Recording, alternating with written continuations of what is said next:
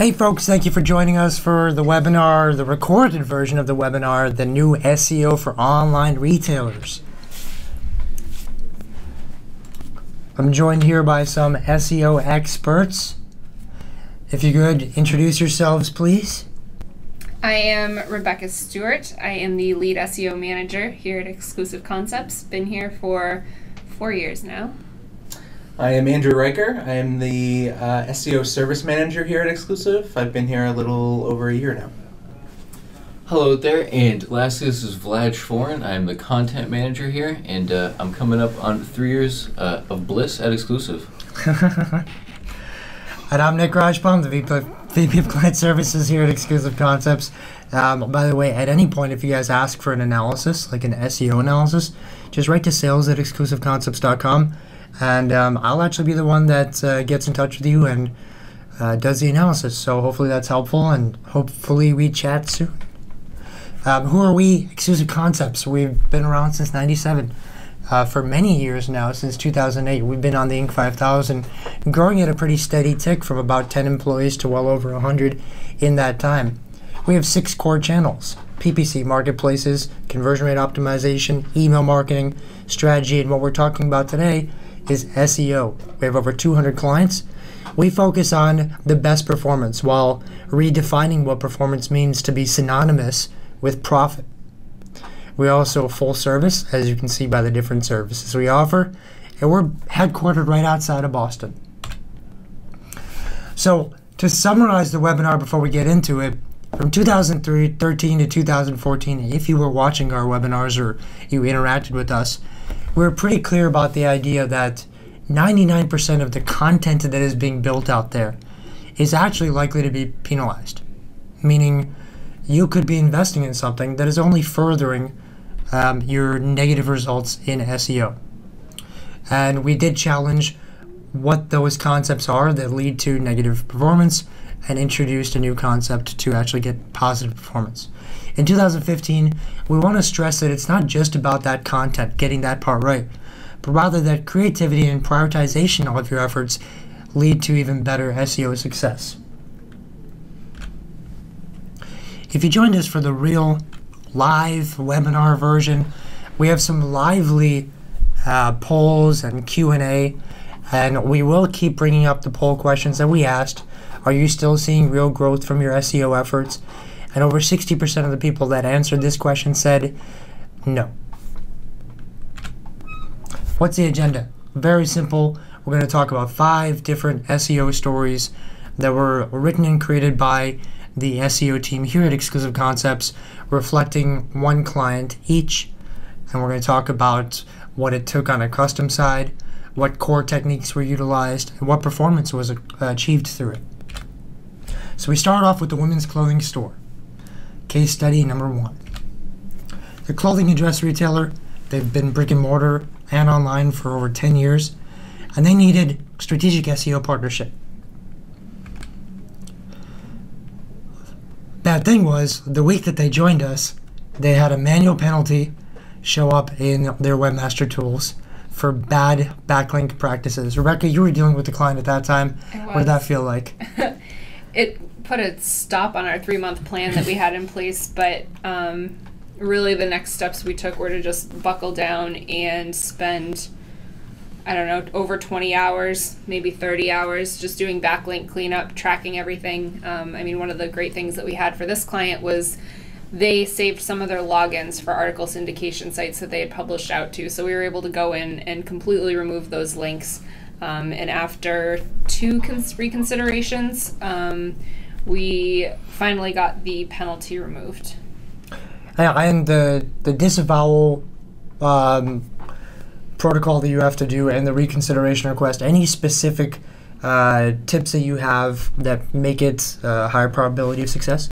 Definitely, as the slide says, document everything.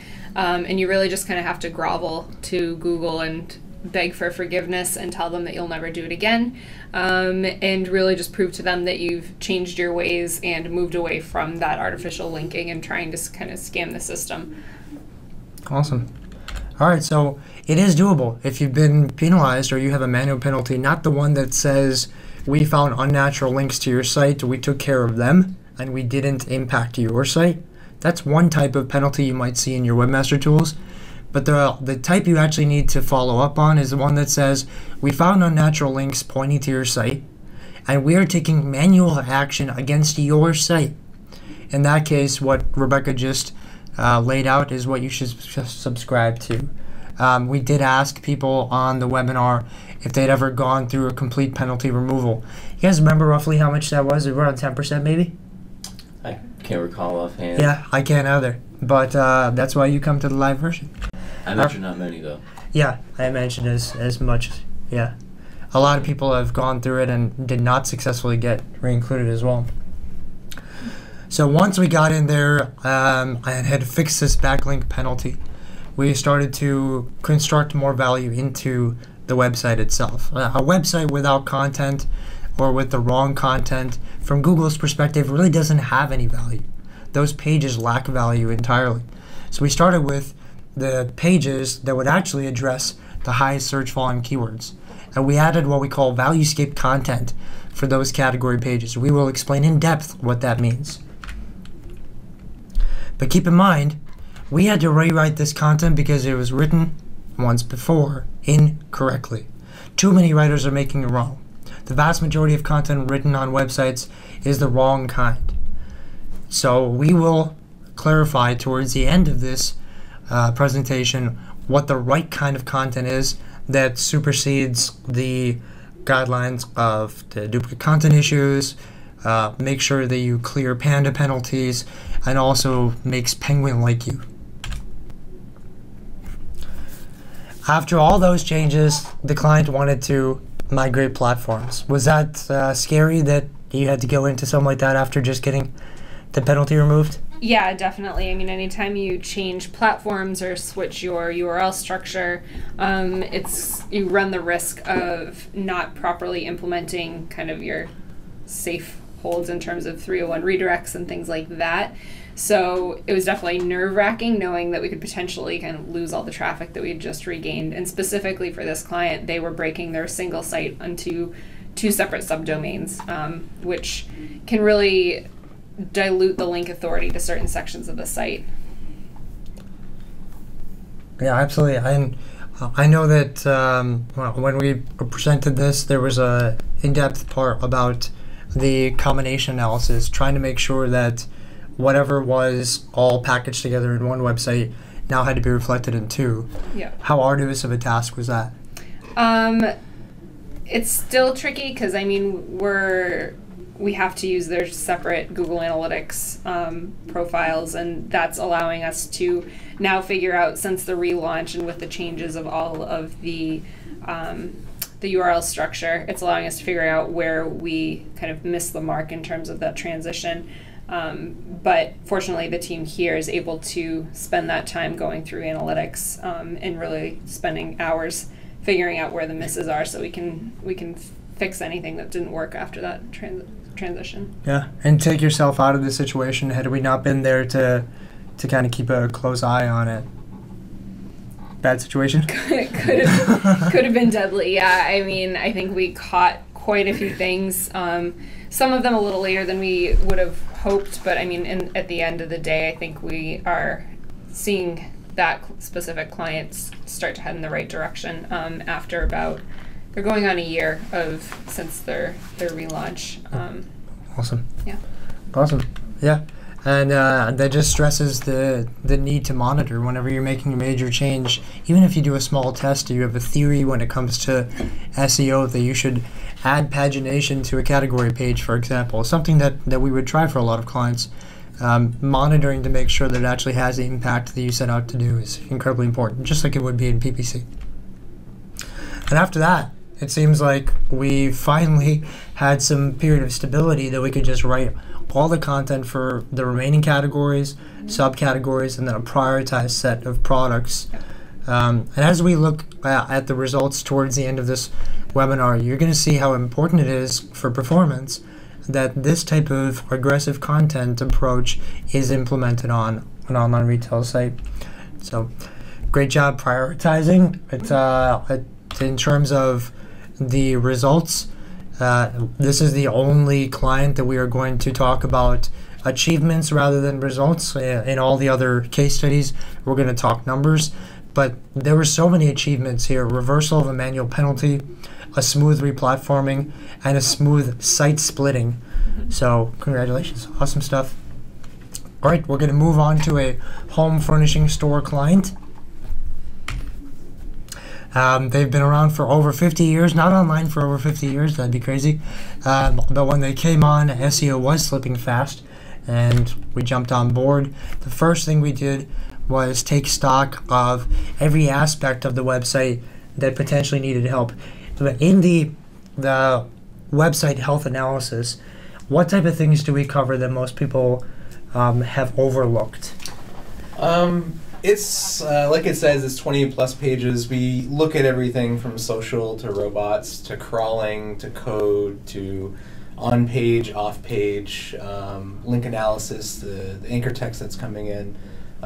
We really look at it all. So, we thought that would be the first place to start, to get a really good grasp on what exactly, what areas of the site were slipping, so we can address that first. Awesome. Yeah, and this is a standard for clients, making sure that the first step ideally is SEO health, unless they have something timely that needs to be implemented ahead of time. Vlad, when the SEO health report is done, is that influential as well on the content side? Potentially it can be. I would say the SEO health report is more looking toward the technical back end of the site, just to make sure there aren't any alarming issues with the site. But of course there can be discoveries that arise as a result of that perhaps influence and shape the way the content's graded, whether it's targeting category pages first, product pages, in what quantity. It could determine what word count we're using, and if we go into the category or product pages at all, as opposed to trying a different strategy, perhaps trying to get a little more creative, going long form, as opposed to focusing on the actual site. So, or rather, on products or categories on the site. It can sort of give us some leeway there and a wide berth if we want to get creative as well. And describe long form really quickly. Yeah, so long form is just what writers cherish, and it's it's not the typical product and category page, which are certainly valuable to a website, but this is the buyer's guides, the DIY articles, the how-tos, all those kinds of projects that require longer form copy. So we're talking about thousands of words potentially, and those really can be valuable to a client, the right client, and again, writers love writing them. Awesome. And in the SEO health report, we realized that we actually needed to do some backlink cleanup first.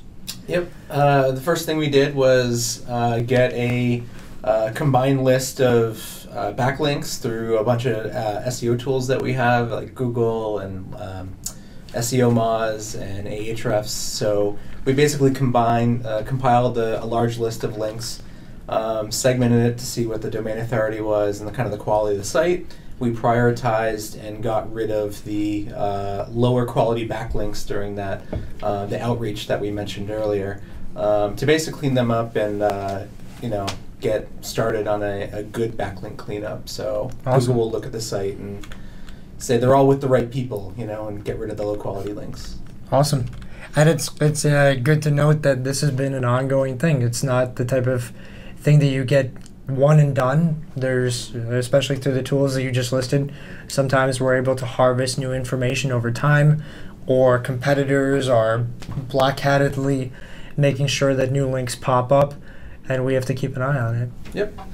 Awesome. All right, then we identified that there was duplicate content issues. We're going to address at the end of this webinar, when we talk about content, the correct form of content, valuescaping, why duplicate content is so detrimental to rankings. But we also recognize that it wasn't just duplicate content. The site was creating permutations of its own products. In other words, a product, when you add the color and the size, was getting its own page. From Google's perspective, That is one technique that can be used towards creating too many pages. We call that panda inflation. When you have low quality content on the site and a lot of duplication where things should actually be consolidated, Panda gets a little temperamental. So what we do is work with canonicalization schemes, robots.txt, to reduce the site size and duplication and make Panda or some creepy technology happy. So good pages only. Ideally, if you have 2,000 products and you've got 30 subcategories and one homepage, you should have 2,031 pages in the index. Everything else should be considered for consolidation. Then we started working on better content for the remaining URLs. It's awesome. So you can shrink a site down to a controllable portion, makes Panda a little happy, and then all of a sudden, Panda starts to see great content. Penguin's happy because it's natural. Carrie Grimes and her team are happy because you don't have duplicate content. And we really unlock the potential of the website, which is very controllable. And Andrew, the work that you did with this site, phenomenal results.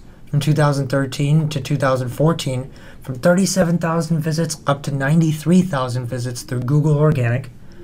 Organic sales up $105,000 off of a much, much smaller investment. Yep. So talk about profitability.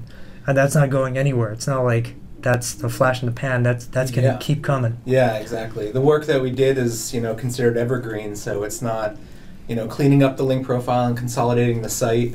We'll definitely open them up for 2014 for great numbers this year too. Yeah. So I want to ask you guys, how often you hear this, because I hear this all the time. I talk to online retailers. 20 out of 21 that I talk to are going to say SEO is never going to increase for me ever again. And yet throughout this presentation, we are showing what our different approach has been able to do. Is that kind of the feeling when people come on board, that they like the fact that we have some unique ideas, but they really can't subscribe to believing that it's going to actually happen? Yeah, I think a lot of times a lot of SEO companies farm out potential clients through directory links and that sort of thing. So there's a lot of spammy outreach. And a lot of times, like small to medium business size owners get these emails and kind of, put trust in, they found me, they reached out, and they get involved with these maybe not so savory SEO companies, and maybe that left them burned in the past. So they haven't seen the results. They focus on page, we'll fix your title tags and this and that, when realistically, they could be buying links for you and pointing links to your store, and it could be a negative thing. A lot of people work in the black hat past, I guess you can say, and still think those tactics work when really they could just be hurting your site. So that's a good point. And there's been such a disillusion of the industry. All the major link builders and major SEO companies all went bankrupt over the course of the last few years after Larry Page came back. And I hardly ever hear two different online retailers cite that they've worked with the same SEO company, which is crazy. Right. Yeah, back in the day it was much more common.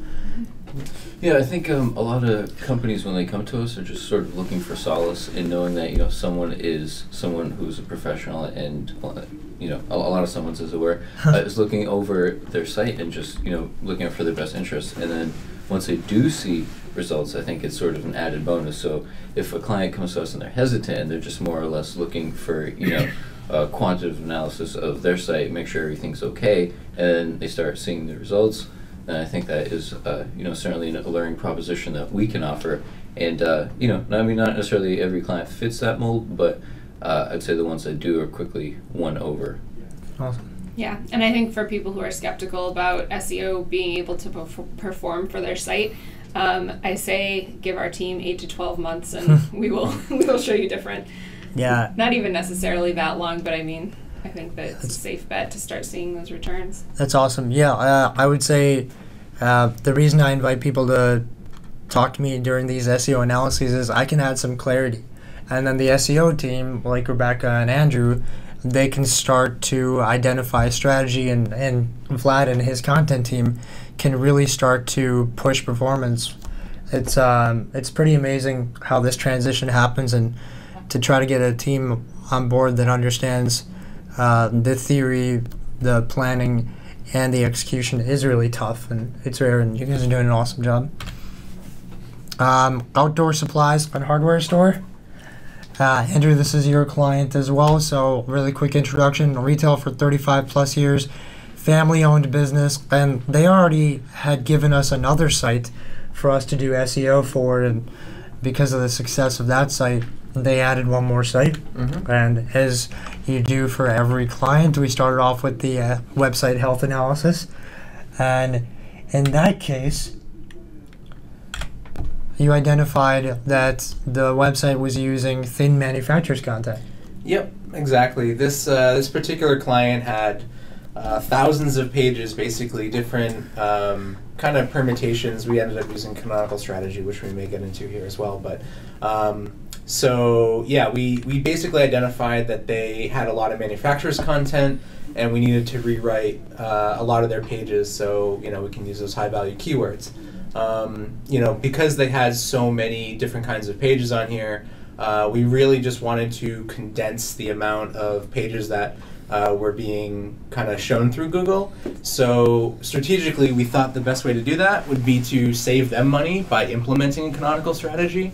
So if a site has, let's say 5,000 products, but only 1,000 of them are unique, we write for the 1,000. So that would save you money, and it's allowing us to use our advanced SEO know-how to basically tell Google to serve this correct version of a page, because we believe that that is the version of a page that should be shown in Google. So using this strategy, basically we cut down on the size of the site being bloated in Google, as we said earlier, but it also allowed us to strategically write for the appropriate pages. And the numbers you use are compelling to think about as well. Our smallest package that we have is about $2,000 a month. That's roughly 80 pages a month. So within 1 year, we do about 1,000 pages. So if someone was on that package and they had to choose between getting all of their site rewritten in 1 year by using consolidation methods, or 5 years, when who knows what's going to happen in 5 years, we're going to be telepathically shopping. By then, we won't even need content anymore. No, that's not true. That's not true. As long as Google's around. Earmuffs, Vlad. Yeah. But using canonical is a pretty strong strategy. We clearly remember 5 years ago when Matt Cutts released an announcement saying, he sat down with the people at MSN, if you remember that, and Yahoo, and they had all agreed that they will allow canonicals to be appreciated by the search engines as a rule to consolidate pages that are otherwise duplicate.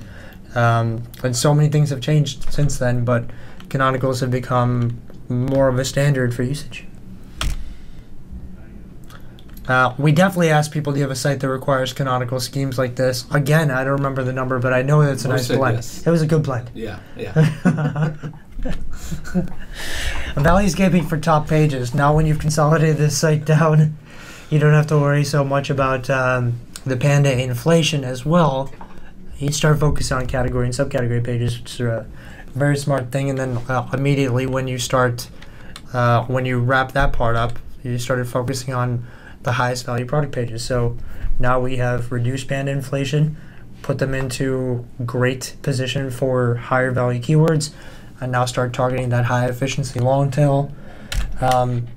It's important that when we talk to people about content, and they say, well, should I pick the pages that you're going to write? How are we going to prioritize? What are some of the methods you guys use for prioritization of what category or product pages, or either category versus product? What does that look like? Me personally, I usually get a kind of a dump from Google Analytics to see what all the individual pages are bringing in terms of revenue and traffic, because really, where I've seen the biggest gains is accentuating the good. So your highest value pages that bring in a lot, I mean, if you can move from 6 to 4 in your rankings, that's a world of difference. Sometimes some of the longer tails are easier to capitalize on to move to page 1 if they're on page 2. So getting a good mix of kind of those head terms and longer tail terms, to make sure that you can move them up into a more visible place is definitely good. But yeah, I generally try to factor on the ones that are going to make the most money for the company. Yeah, and I would say definitely we'll take feedback from the client if they have areas that they feel are most important or coming up in terms of seasonality.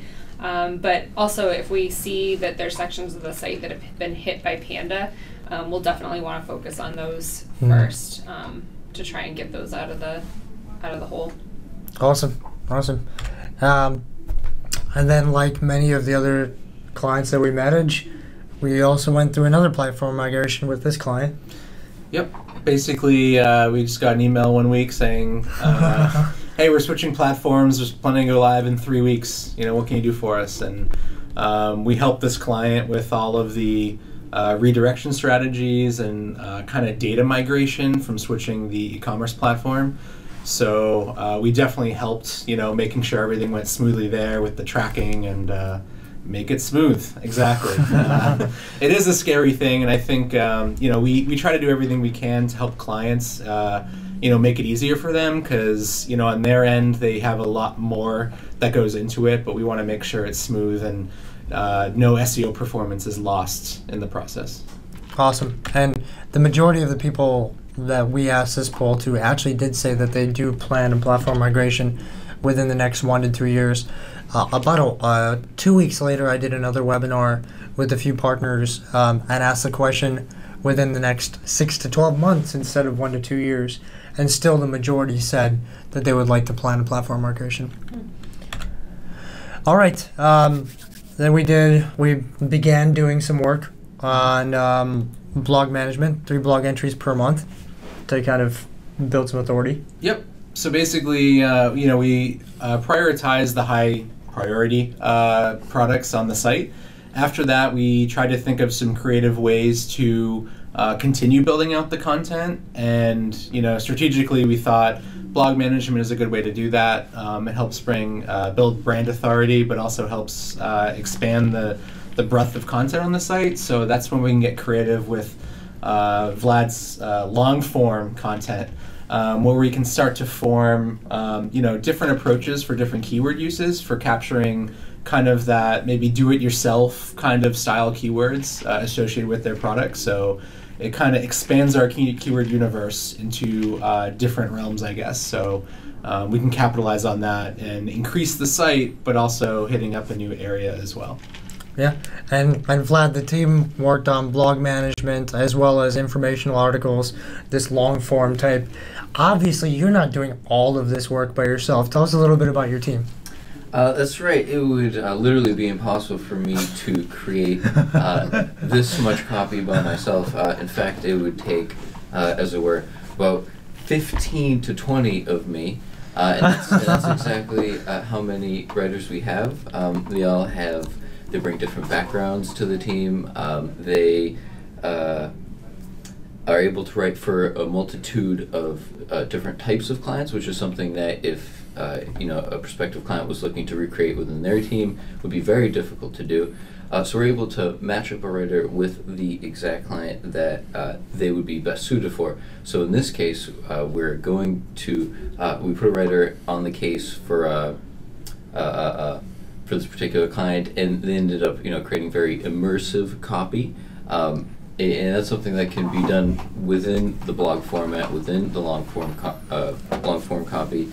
And so we're able to create a content deliverable that is very well suited for the client, obviously, as well as creating a keyword matrix that is very diverse and would be hard to create using a different medium. So I think for this client, it really does show that having the right writer paired with the right client will ultimately lead to a perfect pairing. Yeah. And you said they come from a diverse set of backgrounds. So Right. what non-US countries are we outsourcing this to? Yeah. Actually, all of our writers are currently situated in the U.S. We did have one overseas writer, but they were a U.S. native. And furthermore, these are all, in the truest sense of the word, professional writers. If not all of them, I mean, I can't speak to the entire contingent, but they all have professional writing degrees. Some of them, have advanced degrees. Prestigious awards. Prestigious awards. Yeah, a lot of them have won newspaper recognition for their writing, and I think every single editor is going to say, their writers are the best. My kid is an honor roll student, but I think in this case it's very much warranted. That they're an exceptionally good bunch, and I think a lot of our clients, get back to us with tremendous feedback, and just affirming what I've just said. I think the writers are definitely obviously a big part of the team, and without them it would literally be impossible to do what we do for clients, and for so many different clients. Awesome. Thank you. And when we get towards valuescaping, we do have a standard of writing AP style content, so I'd love for you to tackle that when we get to that part. Oh, I love AP style. Yeah. So our early stage content is actually pretty effective once you've started tackling the research intent keywords that would bring people to a category, the purchase intent keywords that would bring people to a product page because they know the make and model or the usage, but also people that are just thinking about the problems that will be solved by the products you sell. That type of early stage content can be incredibly impactful, especially because there are more people with problems than there are people buying the solution. And pretty good results. This is organic Google. You can see roughly when we started doing our work and the impact therein. Yep. Looks great to me. Yeah, it looks good to me too. Looks great to the client. Hockey stick? Yeah. All right. One more fashion store, women's fashion store. Going back to Rebecca here. Rebecca, you get all the fashion stores? I guess so. I get I never even realized that. They're online, 10 plus years, really well known brand. So over the course of, now they've been with us since 2007. We've had valuescaping content as a core proprietary technique since 2011, but before that we always had content anyways. But content has been a core now for 8 years for them. Yeah. That's awesome. But there are some unique challenges with every business. What kind of challenge do we have with content for this particular client? So their turnover is so high with their products. We are not able to write for the products. I mean, we just wouldn't make sense for us to write this copy, get it up, and then 2 days later, the product's down. I mean, we don't even know that Google would index the product page in that time. So what we've done instead is because they're such a big company and such a big brand, we're seasonally refreshing their content. If you think about it, if they have, say, a dresses page, you're going to be searching for different dresses in the winter than you are in the summer. So we rewrite it for spring. We're focusing on things like derby dresses. If we write in the summer, we're thinking of summer sundresses. Fall and winter, we're looking for sweater dresses. Honestly, it's a never-ending cycle, and we can continue to build and gain that keyword insights from years past, from the data from years past and rankings that we've seen from years past for these types of pages. It's worked well for them, I think. And your experience from years past, because you're on the Right. same account for a long period of time. Yeah. But it also tells the story of the fact that just because link building doesn't work anymore doesn't mean content wasn't always king. I mean, it's always been a key to success on the SEO side. We've also done some really cool ranking factor analyses for this client. This client is in an incredibly competitive marketplace. And when you look at the algorithm from a different perspective, you can see that the algorithm itself is coded in a way where it has weights against factors. So it measures a factor and then there's a weight against it. As a keyword increases in competition and search volume, certain weights get inflated, other weights are deflated. This is called a heuristic algorithm, where across the board from low competition to high competition, there are certain tweaks to the algorithm or the weights start to change.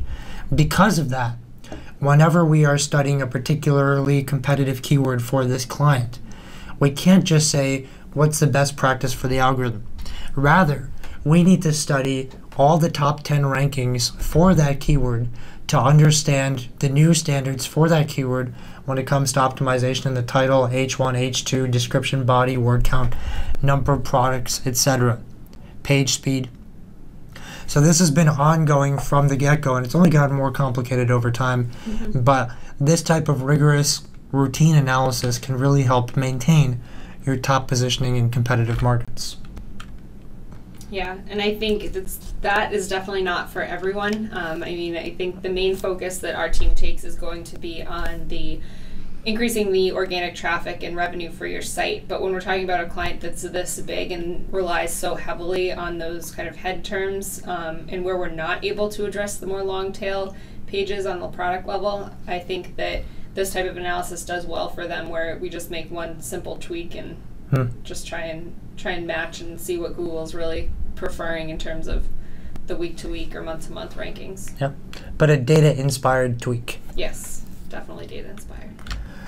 We've also been keeping an eye on this client's competition. It's one of the reasons that they've been able to outgrow their competition, coming from very humble beginnings as a retailer that was scrappy and had great vendor relationships and really started working the publication circuit, then coming on board with us and allowing us to go in the most traditional sense of the digital marketing space, the SEO and PPC, and really start dominating there. But making sure that we keep a strong speculative scorning eye on competition, as you can see in this image, that is not any of us. We were able to keep tabs and also get some actionable insight. At one point we realized for a particular category, I won't tell you what the category is, we realized that the competitors were ranking really well by creating color-based pages, and by mining that information from competitors, we could actually beat them. Yeah, and the one point of input for this is that since Google has updated their definition of a doorway page, you want to be careful when you build these out, and like I know, as Nick said, use data to inform your decisions here. Don't go building out pages for all of your plaid capri pants for women, like having that be your title or having that be your page. Make sure you have the product to support it. Make sure the search volume supports it. And give it a shot, build them out. And I mean, I think if Google doesn't agree with the strategy, they're not going to index those pages and show you highly for those terms. Yeah, I keep up with these trends, because if you heard something 4 years ago and you finally got the money to invest in it, it may no longer be a good thing to invest in. So if you heard back in 2009 that it's really good to have all these permutative search pages, and you finally got enough money to invest in a search tool that gives you permutative search pages, you might want to double check to see if the algorithm actually wants it or is going to penalize you for it. So that's where the up-to-date SEO team comes in. And as far as validation for this practice, to echo what Rebecca said, Google is cracking down on it. So just some food for thought, because Google is cracking down on this practice. Sort of validation. Very ominous. New brand pages. Really cool pivot that we did for this client. The entire time that we were selling this client's products, they were selling lesser known brands. But with the advent of the internet, if you've heard of that, the internet has made unpopular things popular. Or if you're not Gucci, you can still be known by 100 people. And if they found something at some store and it fits them really well, they're looking for more from that brand. We started to harness this potential. Lesser known brands, but make sure that we show up. So if someone does like a brand that they just happen to find at one place one time, they now have a selection through this website. Cool. Read them like a tell-all. Make sure you keep tabs on competition and always look for new SEO opportunities.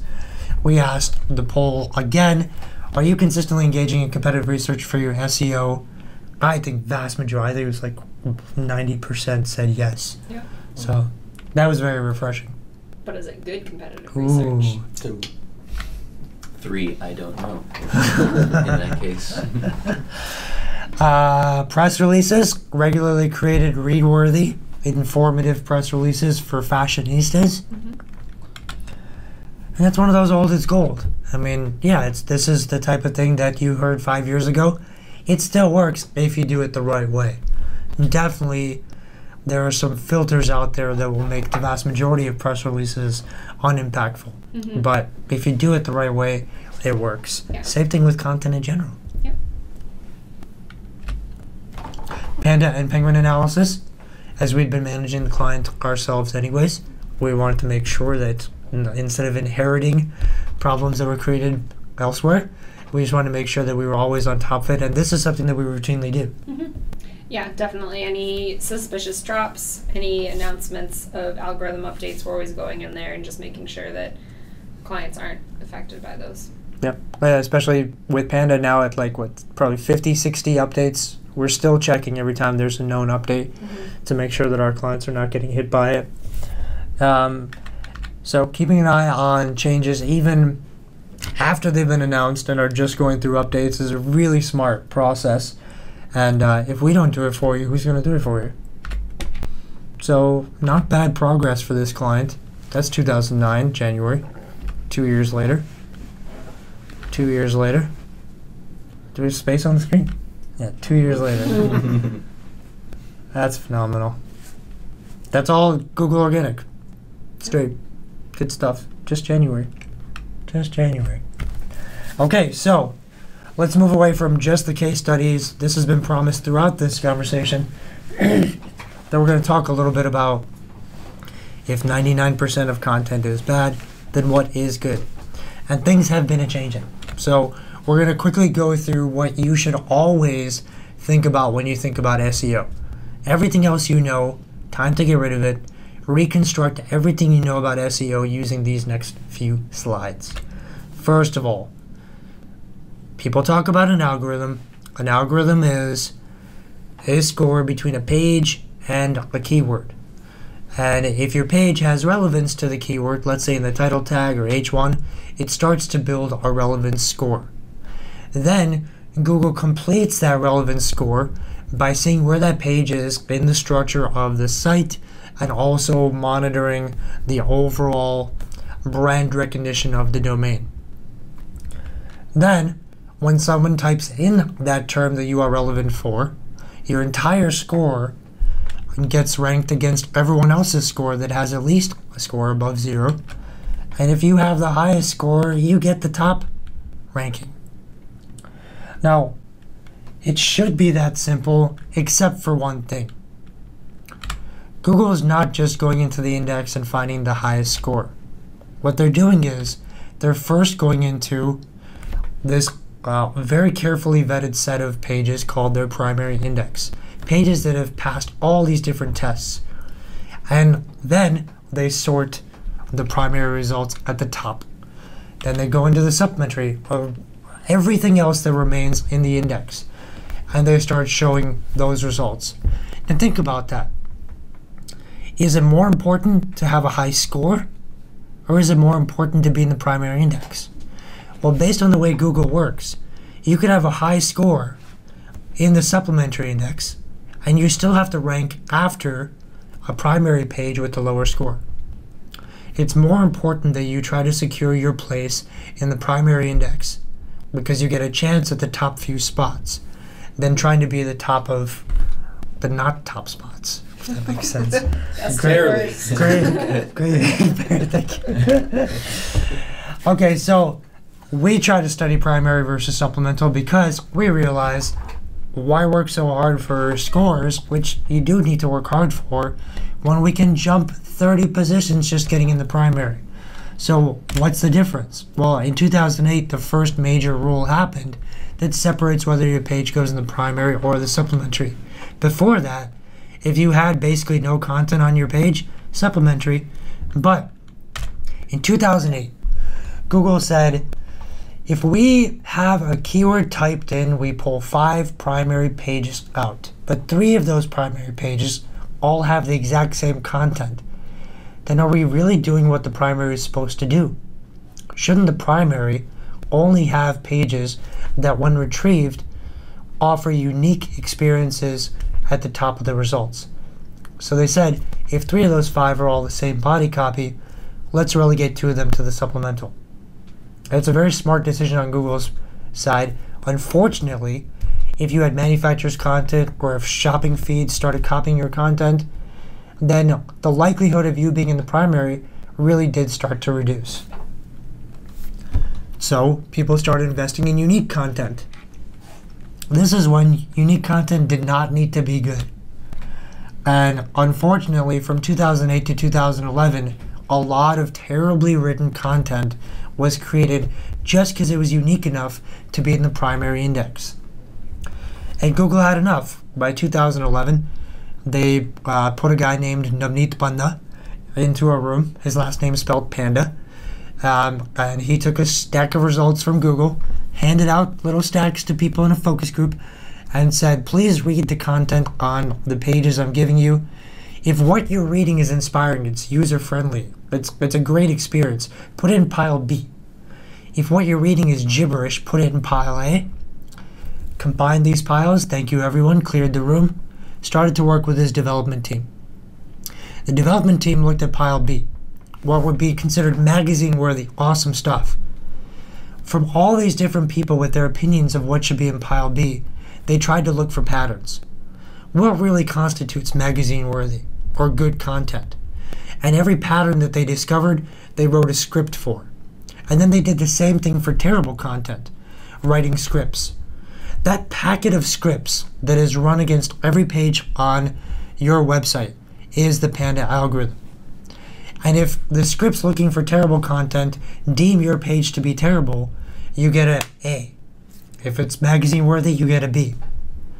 And after the entire site is assessed, if the vast majority of your pages are Bs, you get a high score.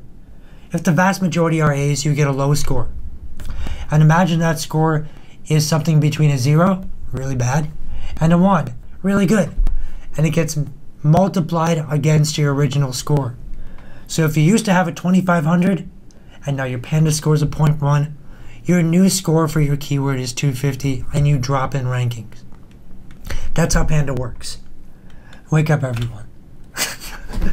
Okay, so 6 weeks after Panda was released, February 22nd, 2011, 6 weeks later, April 4th, 2011, Mr. Larry Page, one of the founders of Google, came back as CEO. Now, this is the chronology and the emotional byplay of how Larry Page has worked. At first, Larry Page created PageRank, that's named after him, Larry PageRank, and the relevance algorithm, including some of those wonky rules from back in the day, like the age of domain somehow matters. All of these concepts were created by Larry because he believed that when studying good pages or good sites, they had all these markers. So he created rules around that. He stepped down as CEO in 2001.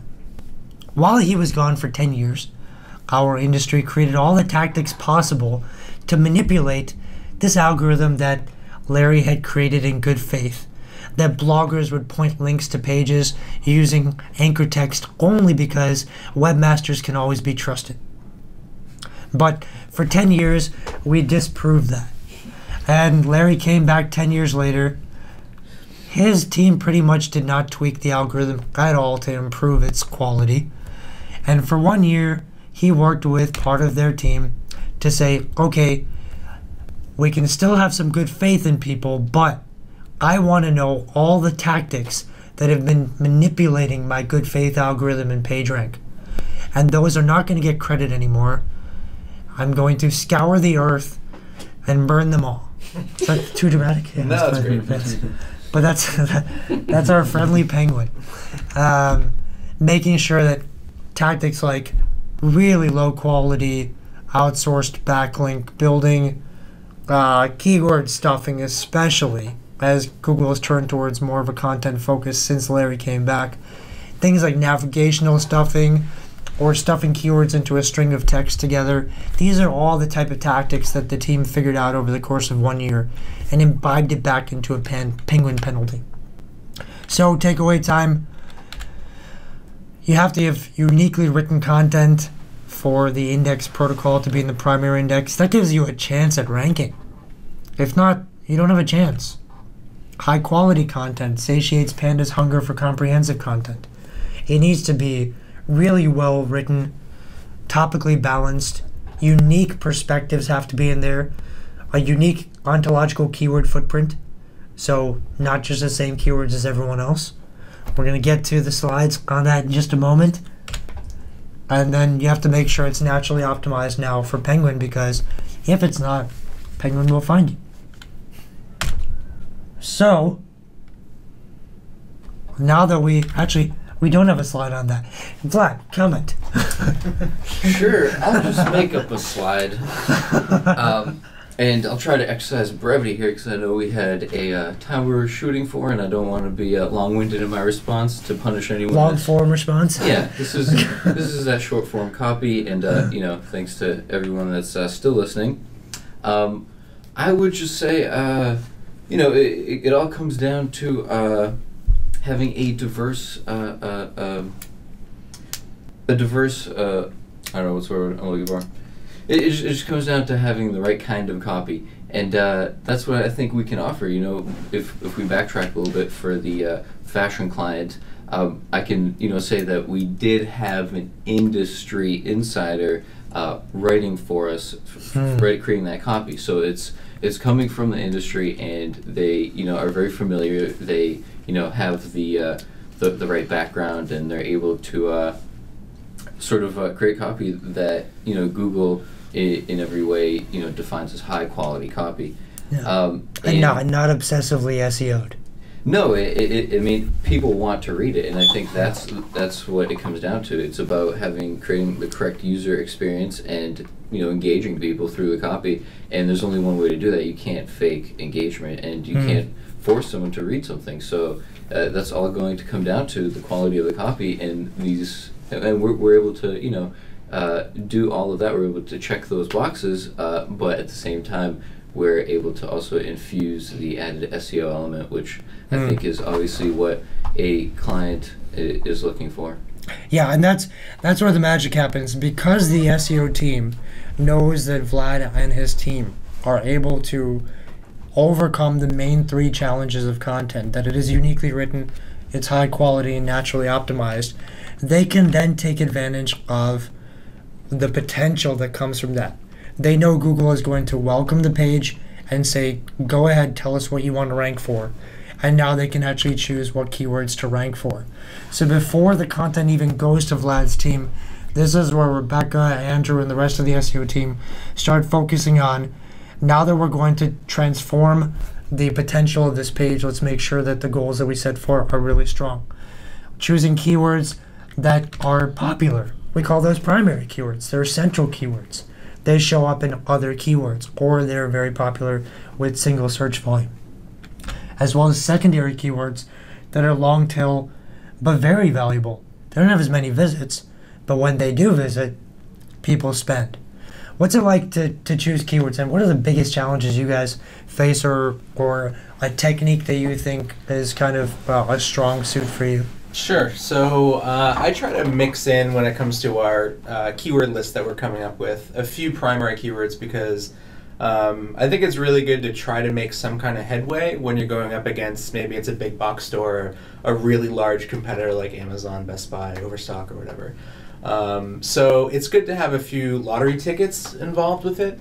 But normally the secondary, the longer tail, convert at a much higher marks. So basically, a majority of the keywords that I recommend are product page keywords, which would be long tail, because that's where most of the growth is, and that's where you'll make the biggest gains, versus the stores that have been around 10, 15 years, that are the big box stores that just have a lot more brand authority than your site may have. So basically, we're using this as an advantageous tactic to make up ground where we can't usually make it, which would be the head terms. And going back to the heuristic algorithm, you're stressing the concept that for lower search volume, lower competition keywords, there's a dwarfed impact of brand recognition and an inflated impact of relevance. Right. Yeah. Right. Yep. Awesome. Awesome. So, while we are choosing that to reflect on what Andrew just said, we do try to target more keywords. When you have a page, why just choose a few keywords? We did research a couple of years ago that helped us understand whether or not valuescaping would be the right way to go. I realized that on average, the top 1,000 keywords for an online retailer typically only brings in about 11% of traffic. And because it's more general keyword, earlier shopping stage keywords, the conversion rates are actually lower. So websites that have been obsessive around 20 words or 100 words are actually obsessing over the words that will lead to the least amount of revenue, when they should be investing in the longer tail side. So every page that we are going to unlock from a Panda, Penguin, and duplicate content perspective, why not choose 10 keywords, a few primaries, a few secondaries? And to seal the deal, we write AP-style content that helps ensure that every page surpasses Panda's standards forever. Because Panda's trying really hard to make sure that average content is consumed and destroyed. But AP-style is not average content. It's out of Panda's reach. Can you tell us a little about this 400-page guidebook-inspired style of writing? Yeah, I think the 400-page version may be abridged. I would say that they've expanded it, every year. And, for the 99% of people that are not familiar with AP style, it originated in the newspaper and magazine industry. So when you talk about identifying magazine quality, I think it's a good starting point to actually use the same methodology that they use at the magazines. And AP style is just about creating consistency, about having not necessarily a uniform look, but to always have the correct version of the verbiage. And that's a big thing to all the grammarians out there and the people that actually take, like myself, that take time to really noodle over a lot of the finer points in the writing. So that this is sort of this is the writer's Bible really for people from the newspaper and the journalism background. All right. Well, what kind of results have we got from this very aspirational approach to writing content that we believe defies the 99% rule that almost all content fails and makes performance decrease over time? So we chose just a small handful, 7 different clients to show some performance. January to February, year over year, and they started roughly at the end of 2014. Not bad increase in Google organic visits, 40% more. But by choosing higher value per visit keywords, disproportionately higher sales. Online tie store. A nice bump. And a lot more orders. A lighting store that we focused on more of the general keywords that would actually bring people in early search and would not close at the same rate, but would really open us up to a bigger market. Look at the difference in how much traffic we were able to acquire by going more general, and it did trickle into a lot more business. An online grocery store, by focusing on the higher average order value products, we brought in buyers that were willing to spend more. And I'd say that's a pretty good result from 2013 to 2014. Yeah, it's Agreed, okay. yeah. It's okay. Yeah. I like that you're pulling the year, though, because it does show it's definitely something that you have to wait to see the Oh, gains yeah. on. Oh, I yeah. mean, like you said, Pandas sort of looks at sections of the site, and until we address an entire section, and unless your budget is huge, we're not going to address an entire section in 2 or 3 months. So. And some of these people in between who were doing backlink cleanup or things like, well, actually these that we're showing right now, these are clients that only did 100% valuescape content. We have not had to do any other SEO for them. Keep in mind, advanced SEO, which is our program, you give us a budget every single month. And unless we have something else that is pressing, that budget goes towards content creation, valuescape content to create these type of results. But it is flexible enough that we can do anything that comes our way. So whatever Google is imagining right now is already included. Niche hardware store, great focus on higher value per visit keywords. 42% more orders off only 15% more visits. Really driving into the long tail of purchase intent. An auto enthusiast store, by investing dramatically into long tail like make, model, or specifically what they were looking for. 120K, that's 1 year, to 520K. Insane. Insane. Should have done a case study on that one. Tell me where I can get that investment return. Yeah. You know, Yeah. not the stock market. Not the banks.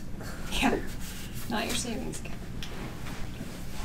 2013 and 2014, folks, we told you 99% of content was being penalized. Those who were bold enough to work with us saw amazing results. Now we're telling you, come on board, because we can get you amazing results. But oh, by the way, we also handle everything else like replatforming and manual penalties and whatever comes our way. So hopefully this helps you redefine how you will budget for SEO. Great rule of thumb that not enough people follow is if 60% of your business comes from organic, you should have at least 40% match between what you spend on PPC and SEO. So you're spending $30,000 a month on PPC, you should be spending $12,000 a month on SEO. Keep that in mind. There are companies out there like us that can actually spend it towards really good performance. Thanks, guys, for joining. Thank you for doing such a great job. Thanks, Nick. Thanks, Thank Nick. you, Nick. And I'm sure a lot of people will watch this. Hope so. All right. Thanks, audience. Thank you. Bye, guys.